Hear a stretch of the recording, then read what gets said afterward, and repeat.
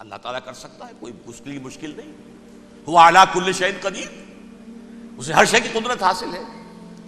لیکن اصل بات جو ہے میں آپ کو بتانا چاہتا ہوں، یہ ہے سائیڈ ایشو.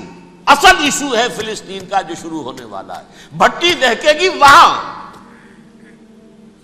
ظاہر بات ہے کہ اگر کوئی بہت بڑا اقدام ہو جاتا ہے فلسطینیوں کے خلاف، اور اگر واقعتاً مسجد اقصی اور قبۃ الصخرہ گرا دیے جاتے ہیں، جو طوفان اٹھے گا عالم عرب میں، یہ حسنی مبارک ہو یا شاہ خالد ہو یا کوئی اور ہو، یہ نہیں روک سکتے اس طوفان کو. نوجوان خون اٹھے گا، غیرت اور جو بھی حمیت ہے. مسلمان ان پڑھ سے ان پڑھ اور بالکل بے دین، وہ بھی مسجد کی حرمت پر کٹ مرنے کو تیار ہو جاتا ہے. مسجد تو بنا دی شب بھر میں ایمان کی حرارت والوں نے، من اپنا پرانا پاپی ہے، برسوں میں نماز ہی بن نہ سکا. وہ چاہے کانپور کی مسجد سے مسلمانوں نے جانے دی ہیں، چاہے وہ شہید گنج کی مسجد تھی مسلمانوں نے جانے دی ہیں، چاہے نماز نہ پڑھتے ہو. لیکن یہ جو حرمت اور یہ جو حمیت اور یہ غیرت ہے، اس سے جو طوفان اٹھے گا یہ ہوگا اس ملحمۃ العظمی، اس کی طرف پیش رفت ہو رہی. کتاب الملاحم سے احادیث کے حوالے سے کہ جن جنگوں کا حوالہ دیا حضور نے، پیشن گوئی کی ہے، اس کا نقطہ آغاز تھا خلیج کی جنگ. صدام حسین نے اسے کہا تھا یہ مدر آف وارز ہے، ام المحارب، یہ ایک جنگ نہیں ہے. اس کا نقشہ بھی حدیث میں موجود ہے، پیشن گوئی موجود تھی، اس وقت بھی ہم نے شائع کی تھی. لیکن اس میں جو جنگ اب ہونے والی وہ الملحمۃ العظمی. ملحمہ کسے کہتے ہیں؟ لحم گوشت کو کہتے ہیں، اور قصائی کی دکان کو عربی میں ملحم کہتے ہیں، جہاں گوشت کے ٹکڑے کیے جاتے ہیں. آج کل مشینوں سے ہوتے ہیں، اب جو ہے وہ ہاتھ سے چھریوں سے نہیں ہوتے، لیکن ٹکڑے ہو رہے ہوتے ہیں، جسموں کے چیتھڑے اڑ رہے ہوتے ہیں. ملحمہ، یہی لفظ استعمال کیا تھا حضرت سعد ابن عبادہ نے رضی اللہ تعالی عنہ یوم فتح مکہ. ان کے دل میں تھا کہ اب ہم انتقام لیں گے ان عربوں سے، ان قریش سے. الیوم یوم الملحمہ، الیوم یوم الملحمہ، یہ کہتے ہوئے جا رہے تھے. ایک خاص کیفیت، آج ہے گوشت کے ٹکڑے اڑانے کا دن. حضور سے کہا کسی دن جا کر کے ساتھ تو یہ کہہ رہے ہیں الیوم یوم الملحمہ، الیوم یوم الملحمہ. حضور نے فرمایا نہیں، ان سے کہو جا کر الیوم یوم المرحمہ، الیوم یوم المرحمہ، آج رحمت کا دن ہے، آج تو میں ان سب کو معاف کروں گا. لا تثریب علیکم اليوم، میں تم سے وہی بات کہہ رہا ہوں جو میرے بھائی یوسف نے کہی تھی اپنے بھائیوں سے. اذهبوا فانتم الطلقاء، جاؤ تم سب کے سب آزاد. وہ ملحمہ ہے جس کو کہ حضور نے حضرت معاذ بن جبل رضی اللہ تعالیٰ عنہ، اس کی روایت ہے، اس میں سے جو ابو داؤد میں روایت آئی ہے اس میں الملحمۃ العظمی، عظمی مؤنث ہے اعظم کا. آپ کہتے ہیں جنگ عظیم اول، جنگ عظیم دوم. عظیم کا باپ ہو گیا اعظم، سب سے بڑا، اور اس کا مؤنث ہے سب سے بڑی، عظمی. الملحمۃ العظمی، سب سے بڑی لڑائی. میرے نزدیک یہ وار کے معنی میں نہیں ہے، بیٹل کے معنی میں. انگریزی میں یہ دو لفظ علیحدہ ہیں، وار، بیٹل. وار سالوں کو محیط ہوتی ہے، بیٹل کسی ایک خاص جگہ پر جو لڑائی ہوتی ہے اس کو کہتے ہیں. حضور کے اور قریش کے درمیان 6 سالہ وار تھی، جنگ تھی. لیکن battles, battle of Uhud, battle of Badr, یہ بیٹلز تھی، لڑائیاں تھیں. تو عظیم ترین جنگ شاید اس اعتبار سے نہ ہو جیسے کہ ورلڈ وار 1 اور ورلڈ وار 2، یعنی اس کی وسعت کا اتنا معاملہ نہیں اور طوالت کا نہیں. لیکن جو لڑائی جو ہے بیٹل ہونی ہے، جس کو کہ یہ لوگ، یا چونکہ میں نے کہا تھا شروع میں کہ سرما ہے میری آنکھ کا خاک حجاز و حول قدس. نیو ٹیسٹمنٹ کی آخری کتاب ہے the book of revelation, revelation of Saint John. اس میں آرمگڈون کہا گیا ہے اسے. ہر مجدون، یہ عبرانی لفظ ہے. ہر کہتے ہیں اونچی جگہ کو، سطح مرتفع. مجدون میگیڈو، میگیڈو ایک وادی ہے، مرتفع، وادی مرتفع. یہ ہے واقع لبنان، اسرائیل اور شام کے درمیان جو ٹکڑا، جو ٹرائنگل بنتی ہے، یہ ہے. یہاں پر بڑی جنگ لڑی جائے گی، اور یہ جنگ صلیب ہوگی جو کہا ہے بش نے. یہ جنگ صلیب 2nd ملینیم شروع ہوئی تھی تو پہلی صلیبی جنگ ہوئی تھی. 3rd ملینیم شروع ہوا ہے، یہ 2nd صلیبی جنگ ہے، یہ کروسیڈ ہے. اور میں اس مرتبہ امریکہ گیا تھا تو پہلی مرتبہ مجھے وہاں ایک رسالہ ملا ٹرمپٹ نام کا. یہ امریکہ کے جو بہت ایکسٹریمسٹ قسم کے پروٹیسٹنٹس ہیں، یہ ان کا رسالہ ہے، اور ان کے بارے میں اب کہا جا رہا ہے وہ کرسچین زائنسٹ ہیں. آپ شاید پہلی مرتبہ یہ لفظ سن رہے ہوں. زائنسٹ تو ہم سمجھتے ہیں یہودیوں کو، کرسچین زائنسٹ وہ ہیں جو ہیں تو عیسائی پروٹیسٹنٹس ہیں، لیکن اسرائیل کے وہ حمایتی یہودیوں سے بڑھ کر ہیں. یہ میری کسی پہلی تقریر میں شاید بہت سے حضرات کو یاد آ جائے، میں نے کہا تھا 4 سال پہلے ہمارا تنظیم اسلامی کا ایک کنونشن ہوا تھا ہیوسٹن میں، امریکہ کا جنوبی علاقے کا شہر ہے. ایک سیشن اس میں ہم نے رکھا تھا انٹرفیتھ، ایک عیسائی کو بلایا تھا، ایک یہودی بہت بڑا وہاں کا عالم ہے اس کو بلایا تھا. اس یہودی عالم نے ڈاکٹر وشوگراڈ، جو وہاں کی یونیورسٹی میں پروفیسر ایمیریٹس ہے، اس نے کہا تھا کہ یہ اسرائیل کو تو سپورٹ کر رہے ہیں عیسائی، ہم تو نہیں کر رہے. جو پریکٹسنگ یہودی ہیں وہ زیادہ اسرائیل کے حق میں نہیں تھے، یہ تو سن 67 کے بعد انہوں نے اسرائیل کو تسلیم کیا ہے. وہ تو منتظر تھے کہ ہمارا مسیحا آئے گا تو اس کی قیادت میں جنگ کریں گے، جیسے شیعہ منتظر تھے کہ مہدی موعود آئیں گے تو پھر ہم کچھ کریں گے. وہ امام خمینی نے کہا بھائی جب وہ آئیں گے آ جائیں گے، لیکن ہم کچھ راستہ کے لیے. زائنسٹ نے آگے بڑھ کر ریاست قائم کر لی، اور جب یروشلم پر بھی پورا قبضہ کر لیا تب جو ہے در حقیقت مذہبی یہودی جو ہے پھر انہوں نے اپنایا ہے، اون کیا ہے، اور نئے سیٹلمنٹس جو بھی بنے ہیں وہاں پر اسرائیل میں اس میں اکثر و بیشتر مذہبی یہودی آیا، اور بروکلن کے علاقے سے سب سے بڑھ کر آئے ہیں، جو امریکہ میں نیو یارک کا ایک جنوبی علاقہ ہے، بہت بڑا یہودیوں کا بہت بڑا گڑھ ہے. نیو یارک کو جیو یارک بھی کہا جاتا ہے، وہ تو اصل میں مرکز جو ہے وہ تو یہودیوں کا ہے. اس حوالے سے وہاں پر جو کرسچن زائنسٹ کہلاتے ہیں وہ اسرائیل کے یہودیوں سے بھی بڑھ کر کہیں سپورٹر ہیں. بہرحال اس دوسری صلیبی جنگ کا معاملہ جو میں کہہ رہا تھا، ٹرمپٹ نامی رسالہ، اس کا ایک مضمون ہے دی لاسٹ کروسیڈ. اب یہ آخری کروسیڈ ہے جو شروع ہونے والا ہے. میں تو حیران ہوں کس قدر کھل کے وہ باتیں کرتے ہیں. رومن کیتھولکس کو وہ کہتے ہیں کہ یہ شیطان ہے، یہ پوپ شیطان ہے، یہ یورپ کو اس نے جمع کیا ہے کرسچینٹی کی بنیاد پر، اور اس میں زیادہ تر کیتھولکس ہیں. آپ کو معلوم ہے برطانیہ بڑی مشکل سے شامل ہوا ان کے ساتھ، اس لیے کہ وہ پروٹیسٹنٹ کا سردار تھا، ابھی پوری طرح نہیں ہے.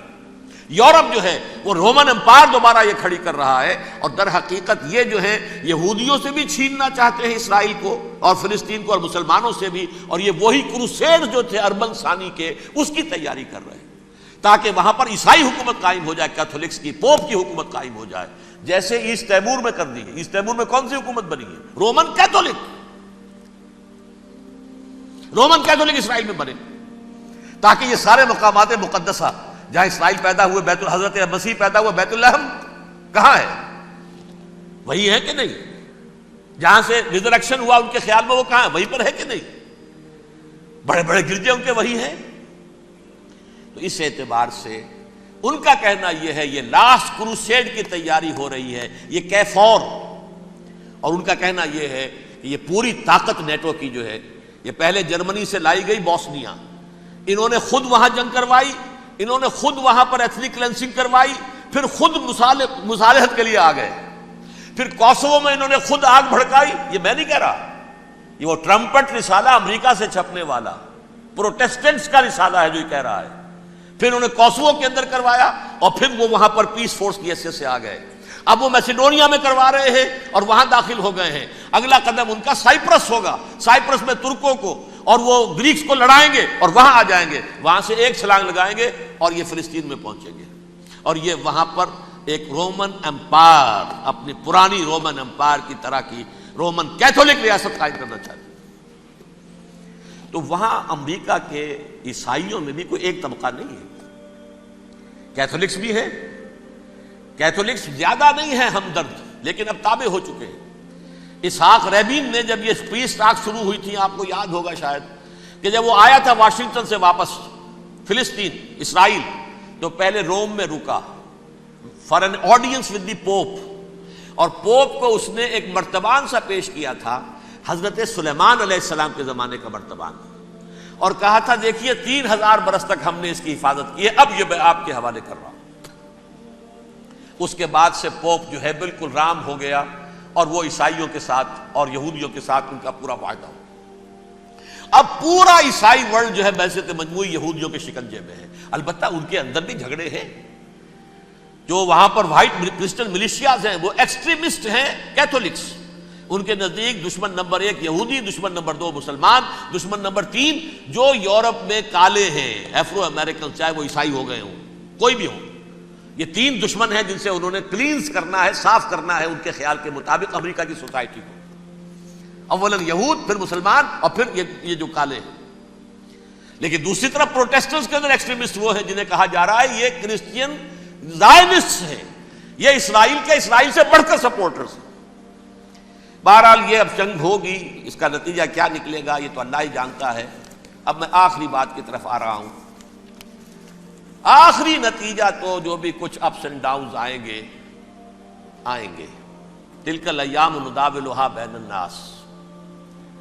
آخری نتیجہ ڈراپ سین وہ یہ ہوگا کہ اللہ کے دین کا بول بالا ہوگا اور پوری دنیا پر محمد کے لائے ہوئے دین صلی اللہ علیہ وسلم کی حکومت قائم ہوگی. وہ گویا قیامت کی تمہید ہوگی. اس کے بعد بس قیامت آئے گی، کیونکہ مقصد کائنات، تخلیق کائنات پورا ہو جائے گا. پوری مخلوقات کے اندر مقصد تخلیق، کلائمیکس آف کریشن محمد الرسول اللہ صلی اللہ علیہ وسلم. دین کی تکمیل محمد الرسول اللہ صلی اللہ علیہ وسلم. اور اس خلافت عرضی کے لیے جو حضرت آدم کو خلافت دی گئی تھی، جب اس میں وہ خلافت پوری دنیا پر قائم ہو جائے گی اس کا مقصد پورا ہو جائے گا. And that will be the beginning of the end. اس کے بعد قیامت ہے. آخری نتیجہ تو یہ نکلنا ہے. اس سے پہلے سزائیں ہمیں بھی مل رہی ہیں. اور یہاں میں کانٹے کی بات جو چھوڑ گیا تھا اس کو بیان کر دوں. اللہ نے اس مغضوب علیہم قوم کو، اس ملعون قوم کو کیوں اب تک چھوٹ دیے رکھی؟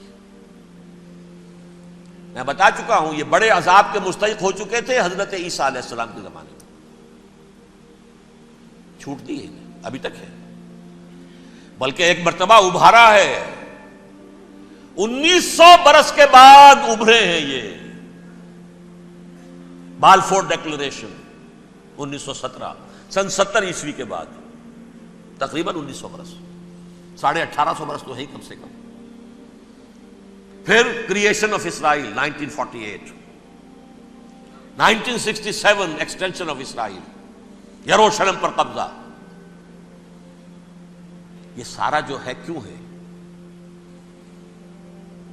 اللہ تعالیٰ اس خیر امت محمد صلی اللہ علیہ وسلم، اس کے بہترین حصے کو سزا ان ملعونوں کے ہاتھوں دے رہا ہے. کیوں؟ جو جرم انہوں نے کیا تھا وہی ہم نے کیا. انہوں نے اللہ کی کتاب کو پیٹھ کے پیچھے پھینکا. نبذ فریق من الذین اوتوا الکتاب کتاب اللہ وراء ظہورہم. ہم نے اپنی پیٹھوں کے پیچھے پھینکا کہ نہیں؟ کولونیل رول سے آزاد ہوئے، کہیں اسلامی قانون نافذ کیا، کہیں اسلامی نظام قائم کیا. تو جو جرم ان کا تھا وہی ہمارا ہے. اور ہم خیر امت ہیں، اور ہمارے میں سے خیر ترین عرب ہیں. ان پر اللہ کا فضل، ان کی مادری زبان میں اللہ کی کتاب موجود ہے. پھر انہوں نے اللہ کے دین کو پیٹھ دکھائی. جو ملک آزاد ہوا کولونیل رول سے، یا اس نے قبلہ کر لیا اپنا ماسکو کی طرف یا کر لیا واشنگٹن کی طرف. کسی نے مکے کو قبلہ بنایا. یہ بدترین سزا ہے. ویل للعرب من شر قد اقترب. اور ترمذی شریف میں تو یہاں تک روایت ہے، من اقتراب الساعۃ ہلاک العرب. قیامت کے قرب کی ایک نشانی یہ بھی ہوگی کہ عرب ہلاک ہو جائیں گے. ایک حدیث میں الفاظ آتے ہیں کہ حضور نے جب کہا یہ ہوگا یہ ہوگا یہ ہوگا، یہ بربادی آئے گی، تو کسی زوجہ محترمہ نام میں بھول رہا ہوں، انہوں نے پوچھا کہ عرب اس دن کہاں ہوں گے؟ فرمایا العرب یومئذ قلیل، بہت کم. آخری خاتمہ ہونا ہے یہود کا حضرت مسیح علیہ السلام کے ہاتھوں. وہ عذاب جو 2000 برس تک ان سے ٹلا رہا وہ آئے گا اور ان کے رسول ہی کے ہاتھوں آئے گا. لیکن اس سے پہلے مسلمانوں پر یہ عذاب آ رہا ہے، ہولوکاسٹ کے درجے کا عذاب آ رہا ہے. البتہ ہم پاکستانی اس میں یوں سمجھ لیجئے کہ وہ تو خبریں موجود ہیں احادیث میں، وہاں تو جو ہونا ہے. اتنے انسان مریں گے کہ ایک پرندہ جو ہے اڑتا چلا جائے گا، وہ نہیں چاہے گا کہ نیچے اترے تو کسی لاش پر اترے، اسے جگہ نہیں ملے گی زمین خالی کر کہیں اتر سکے، تھک ہار کر گرے گا، مرے گا تو بھی لاش کے اوپر گرے گا. یہ الفاظ ہیں حضور کے صلی اللہ علیہ وسلم. الملحمۃ العظمیٰ الملحمۃ الکبریٰ، یہ لاسٹ کروسیڈ. ٹرمپٹ اخبار نے، میں اس کا فوٹو اسٹیٹ بھی کبھی آپ کو دکھا دوں، ویسے میرے ساتھ ہے وہ رسالہ ٹرمپٹ. دی لاسٹ کروسیڈ، اس کی تیاری ہو رہی ہے. وہ الملحمۃ العظمیٰ اور ملحمۃ الکبریٰ جو ہے وہ آنے والی ہے. ابن ماجہ میں کبریٰ کہا ہے، اکبر کا مؤنث کبریٰ. ملحمہ کبریٰ سب سے بڑی جنگ، اور ملحمہ عظمیٰ سب سے عظیم جنگ. یہ ہوگی اور بہت جلد ہوگی.